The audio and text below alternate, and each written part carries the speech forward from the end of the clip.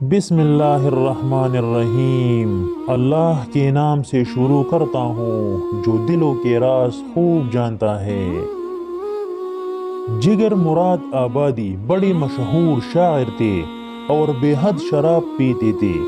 اتنی شراب پیتے تھے کہ لوگ مشاعرہ میں سے اٹھا کر لے جاتے، بلکہ خود فرماتے ہیں پینے کو تو بے حساب پی لی، اب ہے روز حساب کا دڑکا۔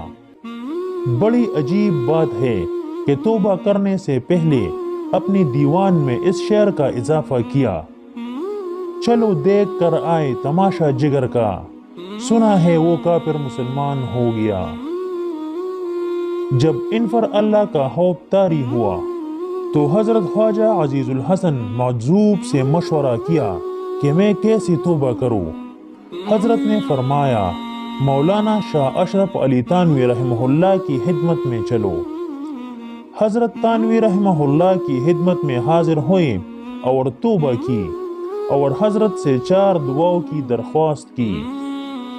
ایک یہ کہ میں شراب چھوڑ دوں، دوسرا یہ کہ میں داڑھی رکھ لوں، تیسرا یہ کہ میں حج کراؤں، اور چوتھا یہ کہ اللہ میری مغفرت فرمائے۔ حضرت تھانوی رحمہ اللہ نے ان کے لیے دعا فرمائی۔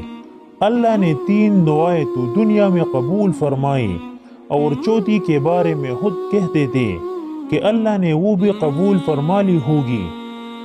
چنانچہ داڑھی رکھ لی، اللہ نے حج بھی نصیب فرما دیا اور شراب بھی چھوڑ دی۔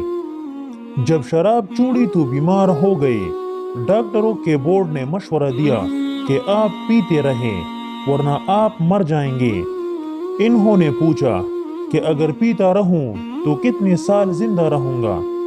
ڈاکٹروں نے کہا 2-4 سال تک زندہ رہ سکتے ہو۔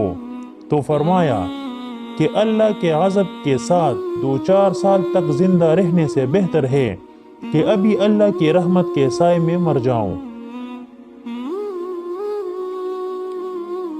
لیکن اللہ نے پھر صحت دے دی اور کئی سال تک زندہ رہے۔ ایک بار میرٹھ میں تانگے میں بیٹھے ہوئے تھے اور تانگے والا یہ شعر پڑھ رہا تھا، چلو دیکھ کر آئے تماشا جگر کا، سنا ہے وہ کافر مسلمان ہوگا۔ اور اس کو خبر بھی نہیں تھی کہ یہ داڑھی والا، ٹوپی والا اور سنت لباس میں ملبوس جگر صاحب ہے۔ شعر سن کر جگر صاحب رونے لگے اور اللہ کا شکر ادا کیا کہ اللہ نے تو توبے سے پہلے شعر کہلوا لیا۔ ناظرین، ویڈیو پسند آنے کی صورت میں چینل کو ضرور سبسکرائب کرے اور دوستوں کے ساتھ شیئر کرے تاکہ ان کی بھی رہنمائی ہو۔